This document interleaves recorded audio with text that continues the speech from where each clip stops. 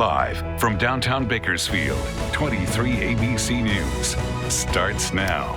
New guidelines in place now to try and prevent the ongoing spread of coronavirus. We'll tell you what cities and states are doing to try and keep people at home. Plus, mandated school closures are set to take place across Kern County when schools will be shut down.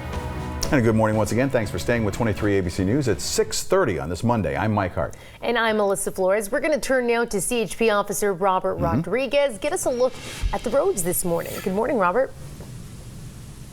Hey, good morning, Alyssa. Good morning, everyone. Happy Monday. Well, here through town, still a very good traffic commute as you get ready to head out the door. Right now, we still have that issue on Rosedale Highway near Patton Way. Again, it's a vehicle that high-centered in the middle of the roadway in the center divider. So just watch out for that. You will see some activity through there. But other than that, has been very, very good. If you are going to travel your way out of town, again, right now, all of your major routes are currently open. That's my look at traffic. Elena, we'll send it to you. Robert, thank you so much. Look at how cool and creepy the sky is this morning. So we're getting some of that early morning light off to the east. You see that dark, heavy cloud cover that's coming in from the west and pushing toward the mountains where there's some sunshine, as you see out there toward the desert, getting ready for that sun to come up. Now, it's all part of this storm here, which will be sliding down the coast. What's pushing that rainy weather into Southern California. Heavy snow for the Sierra, but even snow expected here at the local mountain areas through this afternoon into this evening, which is exciting. So it's just starting as showers for now. Again, everything pushing from west to east. So as it takes over, it's making for that great sunrise. We're at 53 with some light to moderate rain there between McFarland and Delano. 55 in Bakersfield. And still waiting for the rain to pick up. Tehachapi, Fraser Park, you're waiting for the rain as well. But we have some school closures in those areas already because we know the snow is coming this afternoon into this evening, and it would be hard to get the kids back home from school. So as we get to 48 in Tehachapi this afternoon, it then plummets back to the Jarvis, our chief business and economic correspondent. And Rebecca, as I said, the Fed took that emergency action, bringing interest rates to close to zero overnight, but real concerns on Wall Street about the real economy. That's right, George. And there's not only that move from the Fed, but a coordinated move from central banks around the world, because this is a global issue at this point in time.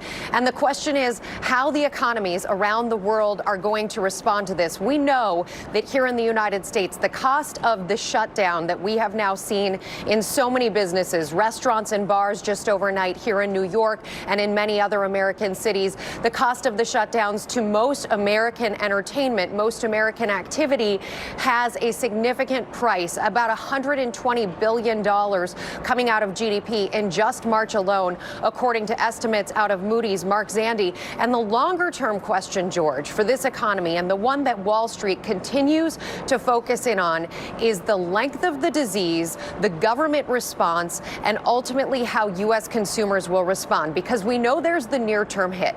There is that big crater, that giant gap that's happening in the economy right now. But if the disease were to be short-lived, contained in hospitals, if that curve, as Dr. Jennifer Ashton has talked about so much, were to be flattened, and the U.S. consumer were to go through this watching their televisions, watching the news, but feeling for the most part like things would be better on the other side, and then people... The president, critical of the Fed in the past, now applauding the move. I want to congratulate the Federal Reserve. Top health officials who have pointed out failures of the federal government in this pandemic now signaling confidence. Are you confident that the federal government is doing everything that needs to be done right now to contain this? If you think you're in line with the outbreak, you're already 3 weeks behind. So you got to be almost overreacting a bit to keep up with it.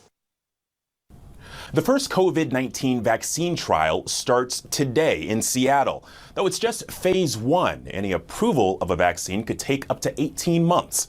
Alex Perche, ABC News, Washington. Now, as you saw, we just cut into some national programming. We'll be back with that coming up at the top of the hour on Good Morning America. Meantime, here at home, school districts across Kern have now announced upcoming closures due to the coronavirus. The Kern County Superintendent of Schools has announced the mandated closure of all schools no later than Wednesday. Some are already going to be closed today. Sunday's statement released by Public Health along with the Superintendent of Schools. This mandate applies to preschools and charter schools as well. As for today, today and tomorrow, various schools may be in session on Monday and Tuesday.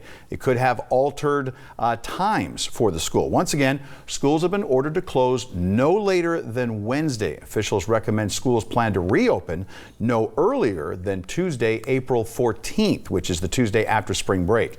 The superintendent of schools office is holding a press briefing with the health department this morning at 10 a.m. We will carry it live streaming for you across our platforms. In light of the school closures, we told you many school districts also already announcing what they plan to do. The Bakersfield City School District says they will close their doors Wednesday. The closures will remain in place till further notice. According to the district, though, students under the age of 18 will be provided meals upon request, and we'll have more information on how they plan to do that coming up later. And also closing the doors to their schools on Wednesday will be the McFarland Unified School District. The district has announced that they will transition to distance learning. MUSD also announced that school staff above the age of 65 and those with compromised immune systems will not be on any district campuses. And schools within the Delano School District will be closing Wednesday as well. DUSD says parents who are not able to secure childcare, supervision will be provided for them from 8 a.m. until 2:07 p.m. Child care services will be at Harvest Elementary, Lavina Middle School, and Pioneer School. And these are just a few of the closure announcements that have come into our newsroom since last night. There are a lot of them. For a full list and school closures, schedules, and whatnot, go to our website, turn23.com. There we have posted the district statements and more information about meal availability and child care. And we know you have a lot of questions about this, so 23 ABC has teamed up with Adventist Health to try and get you the facts. Join us tomorrow afternoon for a Facebook Live Q&A where experts will answer your questions during a special live stream that's happening tomorrow, 2 p.m. on our 23 ABC Facebook page. Now in state news, the mayor of Los Angeles has ordered new measures to contain the coronavirus, closing bars, gyms, movie theaters, and in-person dine-in restaurants. According to our affiliate in Los Angeles, the closure started last night and will remain in place until March 31st. Mayor Eric Garcetti says restaurants will be able to serve food through takeout, delivery, and drive-through. The city is also issuing a moratorium on evictions for renters. Mayor Garcetti signed an executive order Sunday to legally place these new restrictions into effect. In other news, the Bakersfield Police Department needs your help to find an at-risk missing adult. Take a look at this picture. Officials need the community to be on the lookout for this man, 60-year-old Ernie Johnson, seen last Friday about 4 o'clock in the 5900 block of Winter Grove Drive.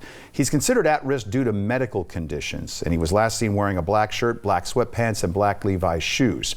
If you have any information on his whereabouts or think you may have seen him, call the BPD at 327-7111.